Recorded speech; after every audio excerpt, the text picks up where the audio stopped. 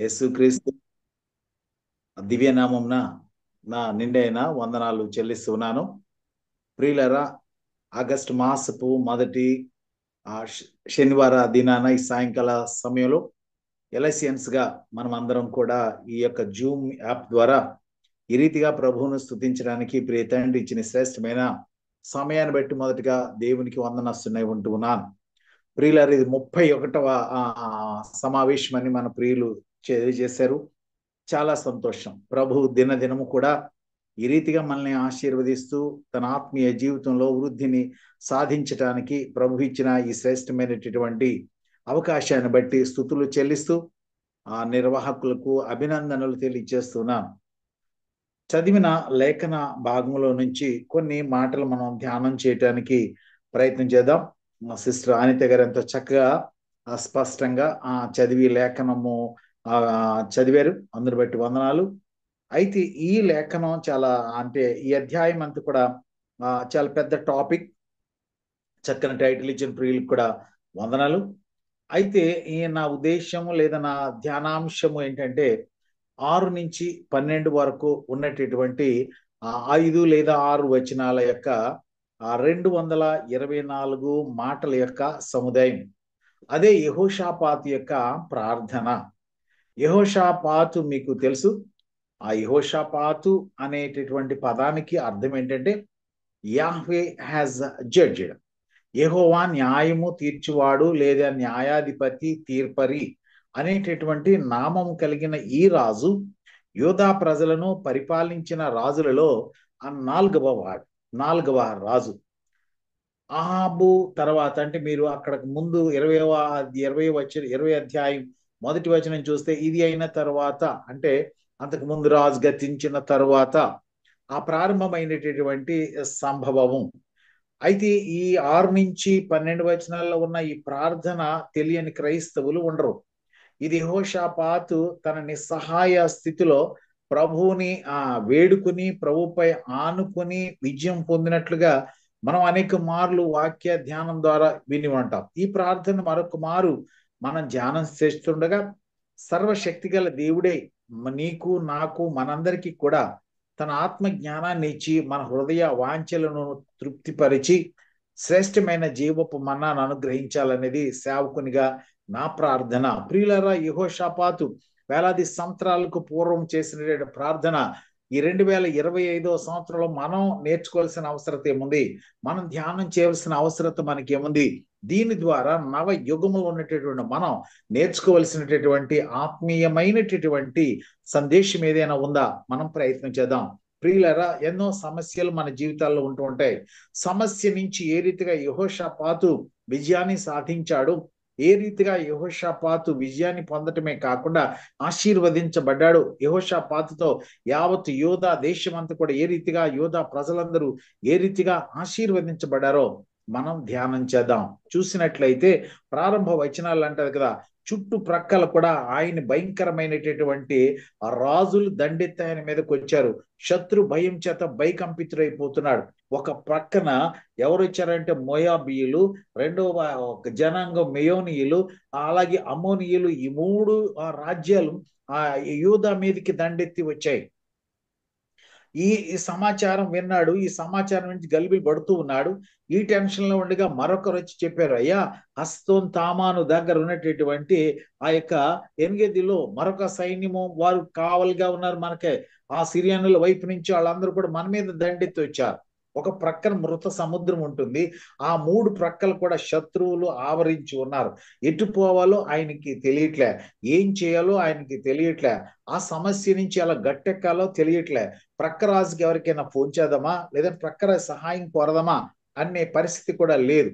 ఏమీ తెలియని ఆ స్థితిలో ఆ యెహోవా న్యాయాధిపతి, న్యాయం తీర్చువాడు అనే నామం కలిగినటువంటి ఈ రాజు చేసినటువంటి గొప్ప ప్రార్థనను మనం ధ్యానం చేస్తున్నాం.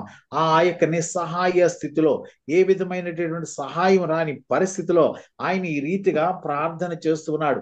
ఆయన ప్రార్థన చేయటమే కాకుండా ఆయన చేసినటువంటి గొప్ప పని, the acuteness of the problem first మనం చూడాలి. అంటే దాని యొక్క సివియారిటీ, దాని యొక్క బలం ఎంత, ఆ శత్రువు యొక్క బలం ఎంత, ఆ సిచ్యుయేషన్ యొక్క ప్రభావం ఎంత ఉందైనా గమనించాడు. చుట్టుప్రక్కల there was a huge army, చాలా పెద్ద సైన్యం ఆయన ఆవరించింది. ఆ సైన్యాన్ని గణించాడు. అంతే. రెండవది ఏంటంటే ద హిడెన్ ఆర్మీ, అంటే కనిపించని సైన్యం. ఎంతమంది, ఎన్ని వేల మంది ఉన్నారో ఆయనకి తెలియదు. కాబట్టి ఆ హిడెన్ ఆర్మీ ఎంత ఉందో ఆయన ఊహించడానికి భయపడ్డాడు. అంతేకాకుండా ఆ హాస్టైల్ ఆర్మీ, అంటే చుట్టుప్రక్కల వాళ్ళు స్నేహితులుగా ఉన్నారు, కానీ వాళ్ళు ఈయన మీదకి దండెత్తేటటువంటి పరిస్థితులు ఉన్నారు. ఈ అక్యూట్నెస్, ఈ సివియారిటీ, ఆ యొక్క తీవ్రతను గమనించినటువంటి ఈ యెహోషాపాతు ఆయన ప్రార్థన చేస్తూ ఉన్నాడు. చాలా సమయాల్లో మనం కూడా ప్రార్థన చేస్తూ ఉంటాం. ఎప్పుడంటే సమయం అయిపోయిన తర్వాత, ఏది చేత కాకుండా ఉన్న సమయాలలో మనం ప్రార్థన చేస్తూ ఉంటాం. మీరు తెలుసు కదండి, అన్ని ప్రయత్నాలు మనం చేసి ఆ ప్రయత్నాలు ఏది కూడా సఫలత సాధించని సమయాలలో దేవుని దగ్గరకు వస్తూ ఉంటాం.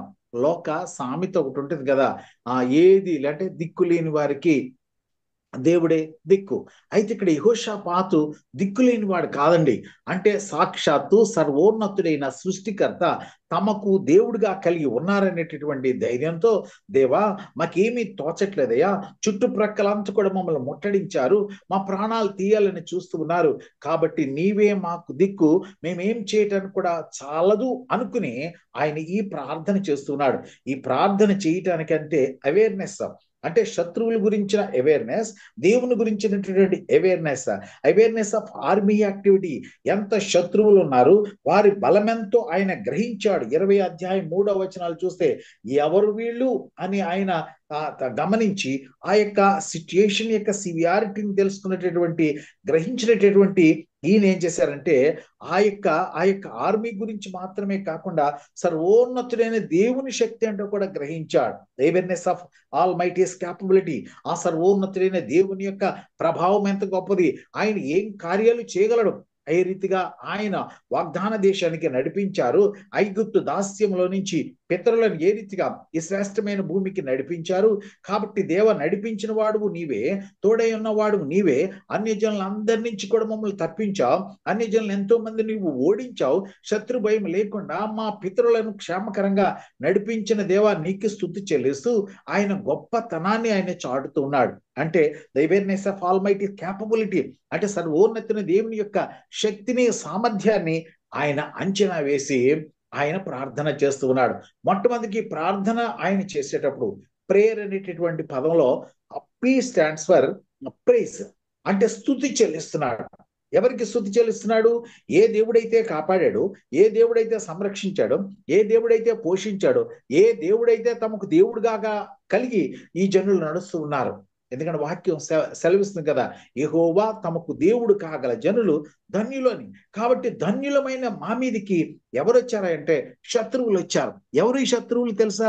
నీవే వారితో మమ్మల్ని, మా పితరులను, మమ్మల్ని అంటే ఆనాటున్న జనాంగాన్ని కాదు, మా పితరులను యుద్ధం చేయనీయలేదు, వారిని తప్పించావు, వారిని శేషించావు. కాబట్టి మా ప్రియులు వీరిని విడిచిపెట్టి వాగ్దాన దేశానికి వచ్చారు. కానీ ఇంత మేలు మా వలన పొంది కూడా ఆ రోజు ఎంతో మంది గొప్ప గొప్ప రాజుల్ని ఆ దేవుని చిత్త ప్రకారం యెహోషువ గారి నాయకత్వంలో ఓడించి వాగ్దాన దేశానికి వచ్చారు. అయితే అటువంటి యుద్ధ సమయాల్లో ఈ రాజుల్ని కానీ, ఈ యుద్ధానికి ఇప్పుడు వచ్చినటువంటి ఈ ప్రజల్ని కానీ ఆయన ఏం చేశాడంటే వారిని ముట్టుకోవద్దని ప్రభు చెప్పాడు. దానితో వారిని విడిచిపెట్టొచ్చారు. అయితే ఇప్పుడు ఏ వ్యక్తి అయితే మేలు పొందాడో, ఏ వ్యక్తి అయితే లాభం పొందాడో, ఆ వ్యక్తి ఏం చేశారంటే యెహోషాపాతు యొక్క రాజ్యం మీదకి, యోధా రాజ్యం మీదకి వచ్చాడు. వచ్చిన వెంటనే యాక్యురేట్ గా ప్రార్థన చేస్తున్నాడు. చాలాసార్లు ప్రార్థనలో యాక్యురసీ ఉండదు. యాక్యురేట్ గా ప్రార్థన చేస్తున్నాడు. ఎందుకంటే ఈ హ్యాండిల్డ్ ఇట్ ప్రేయర్ఫుల్లీ, అని ప్రార్థనా పూర్వకంగా సమస్యను ఎదుర్కొంటూ ఉన్నాడు. మన సమస్య ఎవరికొవరికో మనం వివరించకంటే ప్రార్థనా పూర్వకంగా వివరిస్తున్నాడు. ఆ ప్రార్థనలు ఏం చేస్తున్నాడంటే మొట్టమొదటిగా దేవుని స్తుతిస్తున్నాడు, రెండవదిగా సమస్య యొక్క తీవ్రత చెప్తున్నాడు, దేవుని యొక్క గొప్పతనం మీద చెప్తూ ఉన్నాడు. గొప్పతనం చెప్పి యుద్ధానికి సిద్ధమవుతున్నాడు. అయ్యా, మా ఇనేబిలిటీ నువ్వు అర్థం చేసుకో, మా యొక్క శక్తి మాకు అది సరిపోదు, మేమేం చేయాలో కూడా మాకు తోచట్లేదు, కాబట్టి నీవే మాకు దిక్కు అని చక్కని ప్రార్థన. అంటే సంపూర్ణంగా మన టైటిల్ ప్రకారం సంపూర్ణంగా ఎవరి మీద అనుకున్నంటే ఆ ప్రభుపై అనుకున్నాడు. పరమగీత గ్రంథంలో చాలా చక్కని మాట వధువైన సంఘాన్ని గురించి ఉంటుంది. తన ప్రియునిపై ఆనుకుని అరణ్య మార్గమున వచ్చుచున్నది ఎవరు అని యవతి అని ఉంటుంది అక్కడ. నేను యవతి అనుకుంటే ఎవరు అన్నాను. కాబట్టి వచ్చుచున్నది ఎవరు అంటే ఆ సంఘమే.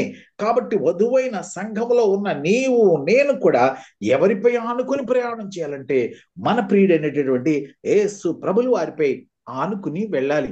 ఇహలోక సమస్యలలో, ఇహలోక ఇబ్బందులలో, ఇహలోకంలో ఎన్నో ఇరుకులలో నీవు ప్రయాణం చేసేటప్పుడు నీకే సమస్య అయినా కావచ్చు.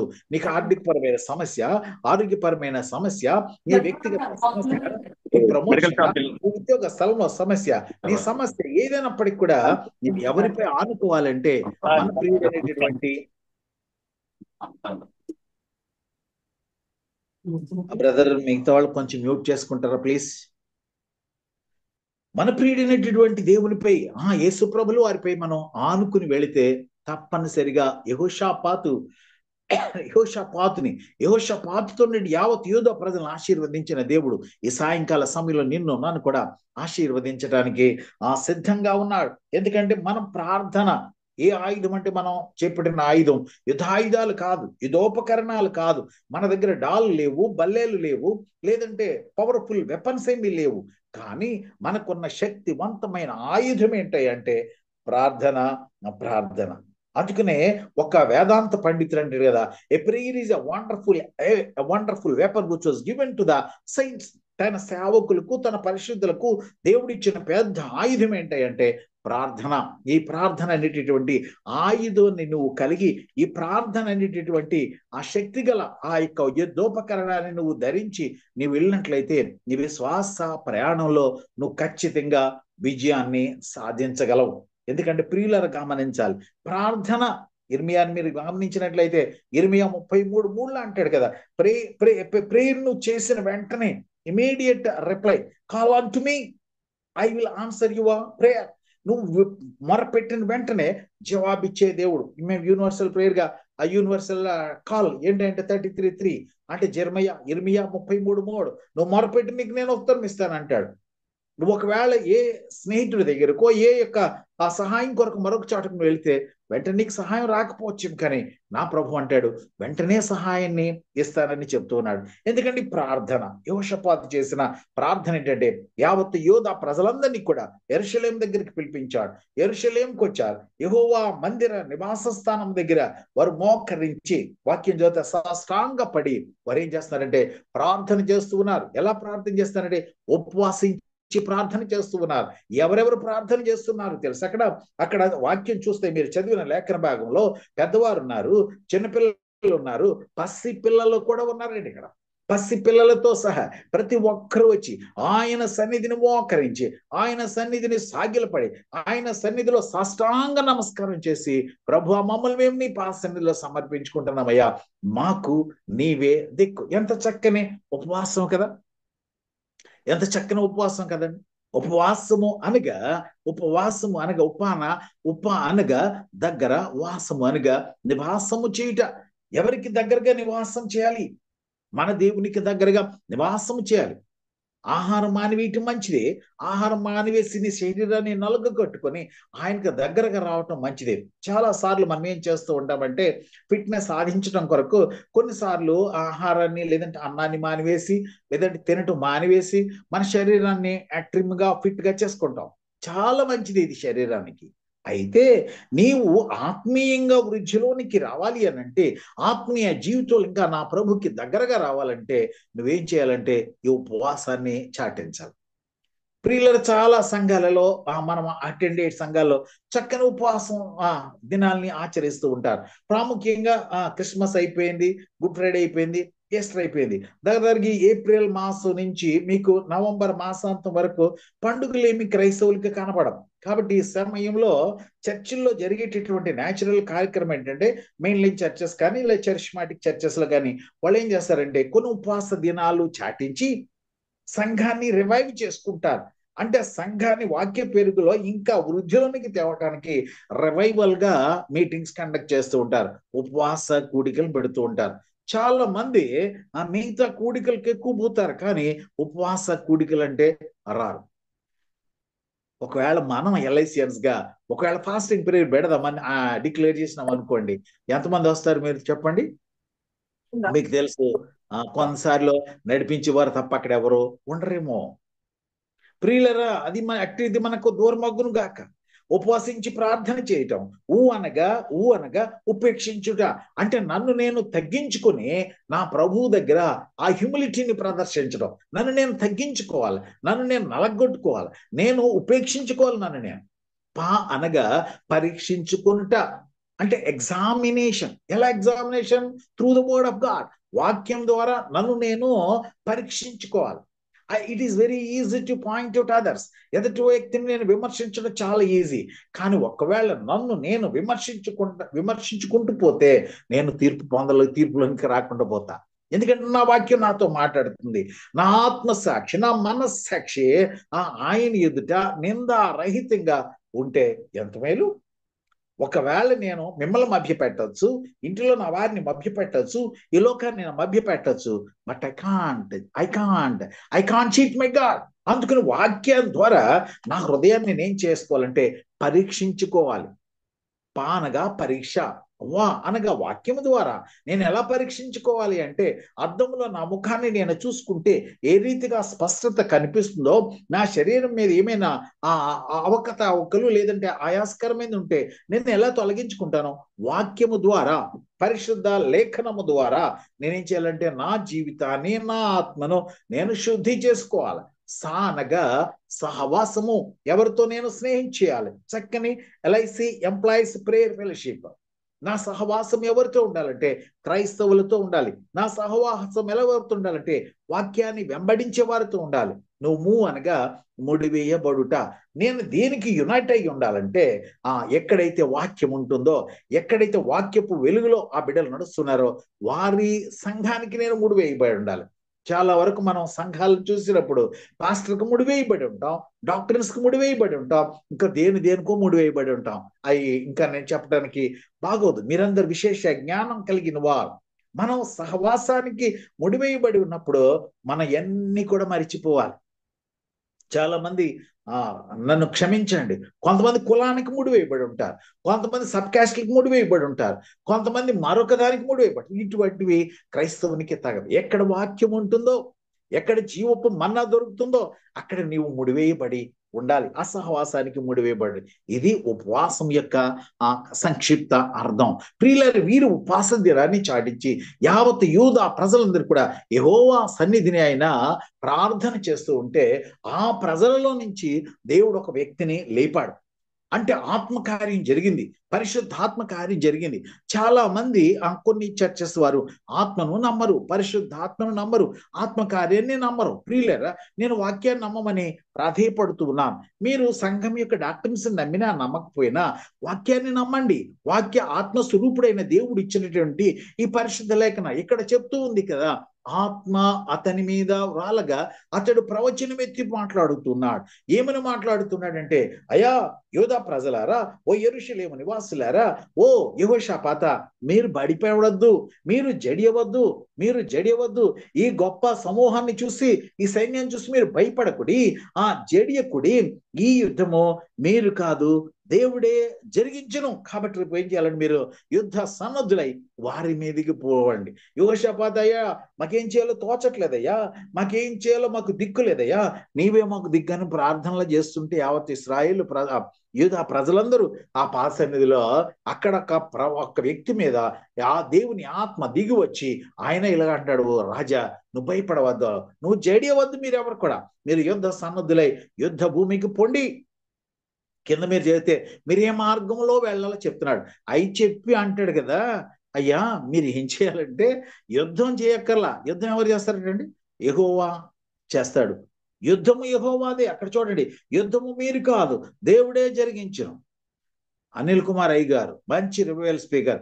యుద్ధము యెహోవాదే అనేటటువంటి పాట చాలా జోష్లో అన్న పాడతారు, చాలా బాగుంటుంది. నిజంగా బ్రదర్ వినోద్ కుమార్ గారు పాట రాశారు. అయితే మనం ఇప్పుడు పాట పాడతాం, టైం సరిపోదు, మనం ఎవరైనా పాడతారేమనుకున్నాను కానీ ఎవరు పాడలేదు. మీరు చాలా మంచి వారు. యుద్ధము యెహోవాది. ఎవరయ్యే యుద్ధం చేసేదంటే మరి దేవుడే చేస్తానంటున్నాడు. మరి మనం పోవటం దేనికి? అంటే యుద్ధ సన్నద్ధత కలిగి ప్రార్థించిన నీవు ఎక్కడికి పోవాలంటే యుద్ధ భూమికి పోవాలి. కానీ నీ పక్షాన కార్యం ఎవరు చేస్తారంటే దేవుడే జరిగిస్తాడు. కిందకి మీరు చేస్తే మంచి ఎగ్జార్షన్ యెహోషాపాతు ఆరాధిస్తూ ఉన్నాడండి. దగ్గరగా మీరు అక్కడ గమనించినట్లయితే ఎ వండర్ఫుల్ ఎగ్జార్షన్ ఉంటుంది 20 వచనాలు. ఏంటయ్యా ఆ ఎగ్జార్షన్ అని మీరు చూసినట్లయితే అక్కడ చూడండి 28 మాటలు ఉన్న ఇంగ్లీష్ బైబిల్లో. యెరూషలేము కాపురస్తులారా, ఓ యూదా వారలారా, జాగ్రత్తగా మాట వినమని చెప్తూ ఉన్నాడు. నా మాట వినుడి. మొట్టమొదటిగా మీ దేవుడైన యెహోవాను నమ్ముకొనండి. మీ దేవుడైన యెహోవాను నమ్ముకోనండి. ఒకవేళ మీరు ఆ రీతిగా నమ్ముకుంటే ఏమవుతారంటే మీరు స్థిరపరచబడుదురు. ప్రియులారా గమనించాలి, మీరు నమ్ముకుంటే మీరు స్థిరపరచబడతారు. రెండోది అంటాడు కదా, ఆయన ప్రవక్తలను నమ్ముకొనడి. ఆయన ప్రవక్తలను నమ్ముకోనండి. ఈరోజు ఎవరు ప్రవక్త గుర్తుపడటం చాలా కష్టంగా ఉంది. మా హైదరాబాద్ పట్టణంలో నెంబర్ 1 ప్రాఫిట్స్ లేచిపోయారు. ఎవడు నిజమైనోడో తెలియదు, ఎవడు అబద్ధుడో తెలియదు. బయట ఉన్నటువంటి జ్యోతిష్యాలన్నీ కూడా సంఘాల్లో వచ్చేసినాయి. ఎళ్ళే జ్యోతిష్యాలు చెప్పేస్తున్నారు, ఇదే దేవుని మాట అంటున్నారు, గలిబిలి చేసి పడేస్తున్నారు సంఘాలని. ప్రియులారా జాగ్రత్త కలిగి వివేచన కలిగి అది మనం ఆ జ్ఞానం చొప్పున మనం ఒక నిర్ణయానికి రావాలి. ఇక్కడ ప్రవక్తలు నమ్మని ప్రభువు చెప్తున్నాడు. ఒకవేళ నీవు ఆ రీతిగా నమ్మినట్లయితే మీరు కృతార్థులగుదురు అని ఆయన హెచ్చరిస్తాడు. ఎవరిని హెచ్చరిస్తూ ఉన్నాడంటే యోధా ప్రజలను, యెరూషలేము నివాసులను, యావత్తు యోధా జాతిని ఉద్దేశించి ఈ ఎగ్జార్షన్ ఇచ్చిన తర్వాత యెహోషాపాతు చేసినటువంటి గొప్ప కార్యం ప్రార్థన అనేది దేవుడిచ్చిన గొప్ప ఆయుధం అని మీకు జ్ఞాపకం చేస్తూ ఉన్నాను. ప్రియులర్, ఒక స్కాట్లాండ్ దేశాధినేత ఆమె ఆ క్వీన్ ఎవరై అంటే మేరీ అనేటటువంటి క్వీన్ ఒక గొప్ప రిఫార్మర్. అంటే మంచి ఆ స్కాటిష్ రిఫార్మర్ జాన్ నాక్స్ గురించి ఒక మాట చెప్పింది ఆ రోజుల్లో. ఏంటంటే జాన్ నాక్స్ చాలా వేదాంత పండితుడు. అంటే reformer, a great reformer John Knox. అయితే జాన్ నాక్స్ గురించి నువ్వు గొప్ప రిఫార్మర్ అని చెప్పలేదు, కానీ ఆమె అంటది కదా, ఈయనంటే నాకు చాలా భయం. ఎందుకు భయం అంటే a man with God on his side is always in the majority. ఆయన ప్రార్థన అంటే నాకు భయం. ఎందుకంటే ఆయన ప్రార్థన చేసి is not alone. John Knox is not alone, is a mighty power. Why? Because the God is with him. ఆయనతో దేవుడున్నాడు కాబట్టి, ఆయన. ఎందుకంటే యెహోషాపాతు ప్రార్థన ఎక్కడుంది? పరలోకములో నీవు పరలోకాన్ని నుంచి వచ్చి ప్రజలు నడిపించావయ్యా, పరలోకములో నీవు తప్ప మాకెవరున్నారు, నీవే మాకు దేవుడు అని ఆయన జ్ఞాపకం చేసుకుంటూ 6వ వచనంలో ఆయన గొప్పతనం వివరిస్తే ఇక్కడ అంటాడు కదా, everything changes when God is in picture. గమనించాలి మనం, ప్రతిదీ మారిపోద్దండి. దేవుడు మనతో పాటు మన సీన్లో ఉంటే, మన సమస్యలు దేవుడు ఉంటే, మనతో పాటు దేవుని సన్నిధి ఉంటే ఏమైందంటే ప్రతిదీ కూడా జాన్ నాక్స్ చూసి ఆ క్వీన్ ఆఫ్ స్కాటిష్ ఎలా బయటపడిందో ఆ రీతిగానే ప్రతి ఒక్కడు కూడా మీరు పనిచేసే స్థలంలో ఎవడైనా మీ ఆఫీసర్ కానీ ఎవరైనా నువ్వు ప్రార్థన పరుడు అయితే ప్రతి ఒక్కరు కూడా నేను చూస్తే భయపడతారు. కారణం ఏంటి తెలుసా? అది నిన్ను చూసి కాదు, నీలో ఉన్న దేవుని చూసి. అందుకని వాక్యం సెలవిస్తుంది, మీలో ఉన్నవాడు ఈ లోకంలో ఉన్నవానికంటే గొప్పవాడు. ఆ విశ్వాస ధైర్యంతో మనం ముందుకెళ్ళాలి. సమస్య ఏదైనప్పటికి కూడా, అది ఆఫీస్ సమస్య, ఇంటి సమస్య, బయట సమస్య, బిడ్డల వివాహమా, లేకపోతే బిడ్డల ఉద్యోగమా, స్థితిని ఏదైనా కానీ నా దేవునికి అసాధ్యమైనది ఏది కూడా లేనే లేదు అని సేవకునిగా మీకు జ్ఞాపకం చెప్తాను. I'm not teaching in prosperity gospel. నేను ఏదో మీకు దీని ద్వారా ఆశీర్వాదం వస్తే అలా చెప్పనండి. నీవు నా ప్రభుపై పూర్తిగా ఆధారపడితే, సంపూర్ణంగా నువ్వు ఆధారపడితే, యెహోషాపాతు రాజు సైన్యం అంతా కూడా ఆధారపడితే ఏ రీతిగా విజయాన్ని పొంది ఆశీర్వదించబడ్డారో అట్టి రీతిగా నీవు నేను పొందగలవని సేవకునిగా మీకు ప్రాధేయపడుతూ మనవి చేస్తున్నాను. ఎందుకంటే when a man makes alliance with the almighty God, ఒకవేళ మనుష్యుడు, ఏ మనుషుడే, నువ్వైనా నేనైనా ఎవరైనా కానీ, ఒకవేళ ఆయనతో ఏకీభవించి సంఘీభవించి మన ఇద్దరం కలిసి ఉంటే పెద్ద పెద్ద జైంట్స్ కూడా అండి ఎలా కనపడతాయంటే గ్రాస్ హోపర్లా కనపడతాయట. ఒక వేదాంత పండితుడు అన్నటువంటి మాట నాకు చాలా ఇష్టమైన మాట అండి. మెడతల్లా కనపడతాయి అనమాట. ఎంతో గొప్పడు అయ్యి ఉండొచ్చు, అజానుబాహుడు అయ్యి ఉండొచ్చు. మీకు తెలుసు కదండి, గొలియాతు అజానుబాహుడు, 6 మూరల జానడు. దావీదు పర్సనాలిటీ ఎంత బాలుడు, ఎర్రనోడు, కర్ర పట్టుకుని వస్తుంటే ఏమి రాను, నన్ను కుక్కను కొడతాకు వస్తున్నావా, నేను కుక్కన అంటాడు. చూడండి, దేవుడు అద్భుతాలు చేసి ఆనందించే దేవుడు. ఎక్కడో అరణ్యంలో ఒక గొర్రెల కాపరిగా ఆ గొర్రెల మంద దగ్గర విలువ లేని స్థితిలో, స్నానం లేని స్థితిలో, బట్టలు లేని స్థితిలో దేవుడు తనకిచ్చిన శ్రేష్టమైన వాద్య పరికరాన్ని వాయించుకుంటున్న ప్రభుని స్తుతిస్తూ ఉంటే, దేవుడు అరణ్యంలో నుంచి ఆ కాపలా కాసేటటువంటి ఆ కాపరత్వం నుంచి యావత్ ఇశ్రాయేలు ప్రజలకు విజయాన్ని ఇచ్చేటటువంటి జయశాలిగా హెచ్చించాడు. అంతేకాకుండా యావత్ ఇశ్రాయేలు ప్రజలకు గొప్ప రాజుగా ఆయన నిర్ణయించాడు. అంత మాత్రమే కాదండి, ఆయన 17 పెద్ద యుద్ధాలు చేశాడు చరిత్రలో. అంత గొప్ప రాజు ఎవరు లేరండి. ఆయన యుద్ధ చేతి కారణాన 40 సంవత్సరాలు పైగా యావత్ ఇశ్రాయేలు ప్రజలకు శత్రు భయం లేకుండా ఆ ప్రజలందరికీ కూడా చక్కగా జల్దర్ వృక్షపు నీడల్లో ఎంజాయ్ చేశారని చరిత్ర చెబుతుంది. అంటే యాపిల్ ట్రీ నీడనాలు ఎంత సుఖపడ్డారో తెలుసా? ఎవరు కష్టపడ్డారో తెలుసా? దేవునితో ఉన్నటువంటి ఆ దావీదు పడినటువంటి ఆ యుద్ధ ఆ రంగంలో శ్రమ కారణంగా యావత్ ఇశ్రాయేలు ప్రజలకు నా ప్రభు ఆ యొక్క చక్కని ఆ యొక్క విజయాన్ని ఇచ్చి ఆయన్ని నెమ్మదిని దయచేశాడు. Because it was focused on history, his prayer focused on history, his prayer is a point 1. ఎందుకంటే ఆయన కాన్సన్ట్రేషన్ అంతా, ఆయన ప్రార్థన ఎక్కడ మీద ఉందంటే పరలోక యొక్క అధిపతి అయినటువంటి దేవుని మీద తప్ప వేరేది లేదు. మనం గమనించినట్లే ప్రవక్త మాట నమ్మాలి, ప్రాఫెసీని నమ్మాలి. నిజమైన ప్రవక్త ఇచ్చేటటువంటి ఆ ప్రవక్తత్వపు నుంచి వచ్చేటటువంటి నోటి మాట నమ్మాలి. ప్రార్థన యొక్క గొప్పతనాన్ని నువ్వు గ్రహించాలి. సమయం అయిపోతుంది కాబట్టి ఆయన చేసిన ఇంకొక పని ఏంటంటే, ఆయన చేసిన యెహోషాపాతు చేసిన గొప్ప పని ఏంటంటే, యుద్ధానికి వెళుతూ ఉన్నాడు, ఆ యుద్ధ భూమిలోకి వెళుతూ ఉన్నాడు. వెళుతూ మీరు 21వ వచనాన్ని చూస్తే ఆయన అంటాడు కదా, ఆయన జనులకు హెచ్చరిక చేసిన తరువాత ఆయన చేసిన గొప్ప పని, యెహోవాను స్తుతించుటకు గాయకులను ఏర్పరిచి వారు పరిశుద్ధ అలంకారములు ధరించి సైన్యము ముందర నడుచుచు యెహోవా కృప నిరంతరముండును, ఆయనను స్తుతించుడని స్తోత్రము చేయుటకు వారిని నియమించెను. When they have worshipped the Lord, అంటే విజయం వచ్చిన తర్వాత కాదండి వారు దేవుని ఆరాధించింది. దేవుని ఎప్పుడు స్తుతించారు తెలుసా?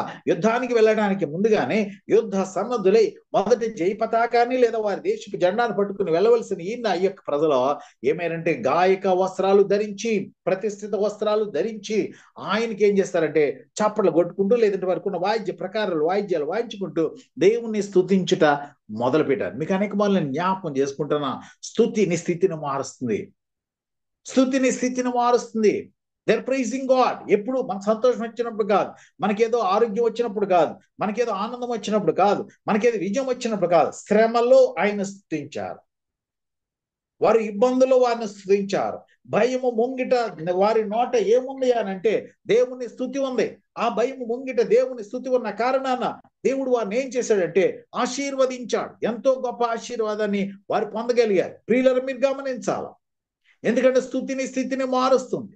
ఆ దేవుడు ఏం చేశాడంటే స్థితిని మార్చాడు. ఎలా మార్చాడు తెలుసా? వీళ్ళు స్తుతిస్తూ ఉన్నారు, అక్కడ ఏం చేశాడంటే యెహోవా నేను ముగిస్తూ ఉన్న టైం అయిపోతుంది. వారు పాడుటకును స్తుతించుటకును మొదలు పెట్టగా యెహోవా యూదా వారి మీదకి వచ్చిన అమ్మోనీయుల మీదను, మోయాబీల మీదను, షెయీరు మన్యవాసుల మీదను మాటుగాండ్రను పెట్టెను కనుక వారు హతులైరి. ఎవరయ్యా మాటుగాండ్రను పెట్టారు అంటే యెహోవా దేవుడే పెట్టాడు. ప్రియులారా, గమనించాలి. ఎక్కడి నుంచి వచ్చారు? మీకు అనుభవాన్ని చెప్తాను. యెహోషువ గ్రంథాన్ని మీరు చూసినట్లయితే యెహోషువ యుద్ధానికి వెళుతూ ఉన్నప్పుడు ఆ యుద్ధ భూమిలోకి ఆయన ఎదురయ్యాడు. ఒక భయంకరమైనటువంటి ఒక సైనికుడు ఎదురయ్యాడు. అప్పుడు అడుగుతూ ఉన్నాడు, అయ్యా నువ్వు ఎవరి పక్షాన్ని వచ్చావు? నీవు శత్రువారియా, నువ్వు మావాడివా, ఎవరు వారు నువ్వు అంటే ఆ యెహోవా దూత నేను యెహోవా పక్షపు వాడినంటాడు. ప్రియులు గమనించాలి. ఎవరయ్యా వచ్చిందంటే సాక్షాత్తు ఏంజల్స్ వచ్చినటువంటి ఆ విషయాన్ని ఒక దైవజనుడు తెలియజేస్తూ ఉంటాయి. ఎవరయ్యా వచ్చారంటే పరలోక సైన్య సమూహం ఎలాగొచ్చిందంటే ఆ మాటు అక్కడ అద్భుతాన్ని జరిగించింది. మీరు గమనించినట్లయితే అద్భుతాలు చేసి ఆనందించే దేవుడు మనం ఆరాధిస్తున్నటువంటి యేసు ప్రభుల వారు. యుద్ధం మీరు చేయక్కర్లా. మీరు ఇంకా కింద వచనాలు చదివితే ఈ యొక్క సంహారమైన తర్వాత వారిలో వారు ఏం చేస్తారంటే పొడుచుకుని చచ్చారు. వీళ్ళు తెల్లవారు ఎల్లిటి చూసేటప్పటికీ అందరు కూడా ఏ ఒక్కడు కూడా మిగలకుండా ప్రతి ఒక్కరు కూడా హతులైపోయారు. వారు వారు వారు షేయీరు కాపురస్తులను కడముట్టించిన తరువాత తమలో ఒకరినొకరు చంపుకునడం మొదలు పెట్టారు. యూదా వారందరూ వెళ్ళి చూసినప్పుడు వారందరూ కూడా శవములై నేల పడి ఉండేది, ఒకడునో తప్పించుకొనలేదు. శత్రు శాసము ఏమీ లేకుండా సమూలమైనటువంటి నాశనాన్ని దేవుడు చేశాడండి. ప్రియులను గమనించాలి, నా దేవుడు ఏం చేసినప్పుడు కూడా అద్భుత కార్యం చేస్తాడు. నా దేవుడు ఏం చేసినట్టుగా ఆశ్చర్య కార్యం చేస్తాడు. మీకు ఇది వరకు జ్ఞాపకం చేశాను కదా, దావీదు ఏటిలో 5 నున్నని రాళ్లు తీసుకుని ఎక్కడికి వెళ్ళాడంటే యుద్ధ భూమికి వెళ్ళాడు. ఆయనకి తెలియదు గొల్లియాతుతో ఆయన చేయాలని, కానీ ముందుగానే నా ప్రభువు సిద్ధపరిచి ఆ బిడ్డ 5 రాళ్ళు ఏరుకుంటాకి సహాయం చేశాడు. మీకు 5 టైటిల్స్ కూడా చెప్పాను. యెషయా ప్రవచన గ్రంథంలో చెప్పినట్లుగా ఆశ్చర్యకరుడు, ఆలోచనకర్త, బలవంతుడైన దేవుడు, నిత్యులకు తండ్రి, సమాధాన కర్తయ్యకు అధిపతి 5 శ్రేష్టమైన రాళ్ళను తీసుకున్నాడు. ఆయన ఉపయోగించిన ఒకే ఒక్క రాయి ఏంటంటే ఆశ్చర్యకరుడు, వండర్ఫుల్ ఈజా. అంటే మళ్ళా మిగతా టైటిల్స్ 4 తర్వాత ధ్యానం చేద్దాం. ఆశ్చర్యకరుడైన దేవుడు ఒకే ఒక్క రాయి గొల్లియాతును చంపడానికి. ఆయుధం లేదు, అక్కర్లా. ఎందుకంటే ప్రార్థన అనేటటువంటి ఆయుధాన్ని కలిగిన, స్తుతి అనేటటువంటి ఆయుధాన్ని కలిగినటువంటి ఆ దావీదు విజయాన్ని సాధించాడు. ఇదే మార్గాన్ని పితరుడైన దావీదు ఏ మార్గాన్ని అనుసరించి శత్రువుల మీద విజయాన్ని సాధించాడు, అట్టి శ్రేష్టమైన మార్గాన్ని యెహోషాపాతు ఎన్నుకున్నాడు. తద్వారా విజయాన్ని సాధించాడు. కేవలం శత్రువులు చనిపోవటమే కాదండి, మీరు కింద చూస్తే 3 days మీరు చాలా ఆశ్చర్యకరంగా ఉంటది. మీరు కింద మా చేతి కింద చదివితే, మీరు 25 నుంచి చదువుతుంటే నాకు అసలు అది నా మెదడుకు అందదు. అక్కడ యెహోషాపాతు ప్రభు మాకు తోచదండం కాదు, ఇక్కడ నా ఆలోచనకు అందట్లే. మీరు ఒక్క వచనం చదివి నేను ముగిస్తానండి. యెహోషాపాతును అతని జనులను వారి వస్తువులను దోచుకున్నట్టుకు దగ్గరకు రాగా ఆ శవముల యొద్ద విస్తారమైన ధనమును ప్రశస్తమైన నగలను కనబడెను. వారు తమకిష్టమైనంత మట్టుకు తీసుకుని తాము కొని పోగలిగినందుకంటే ఎక్కువగా ఒలుచుకుని కొల్ల సొమ్ము అతి విస్తారమైనందున దానిని కూర్చుటకు 3 దినములు పట్టెను. 4వ దినమున వారు బెరాకా లోయలు కూడిరి. అక్కడ వారు యెహోవాకు కృతజ్ఞతలు చెల్లించినందున నేటి వరకు ఆ చోటికి బెరాకా అని పేరు. చూడండి, యుద్ధానికి వచ్చేవాడు ఈ ఆభరణాలు ఎందుకు ధరించుకొస్తాడో నా పిడికెడు మెదటికి అది అర్థం కావట్లే. కానీ ఎలాగా పంపించాడు శత్రువును చూడండి. చక్కగా ఆభరణాలు ధరించారు, మంచి మంచి నెక్లెస్లు వేసుకుని వచ్చి ఉండొచ్చు, ఎంతో బంగారం. ఆ శత్రువు దగ్గర ఉన్నటువంటి ఆ బంగారం కానీ ఆ ప్రయోజనకరమైనటువంటి వస్తువులని తీసుకోవటానికి వీళ్ళకి 3 రోజులు పెట్టిందండి. ఎన్ని రోజులు యుద్ధం చేశారండి? ఒక్కరోజు కూడా యుద్ధం చేయలేదండి. దేవుని స్తుతించిన కారణాన శత్రుపై విజయం ఇవ్వడమే కాకుండా సర్వ సంపదనిచ్చాడు.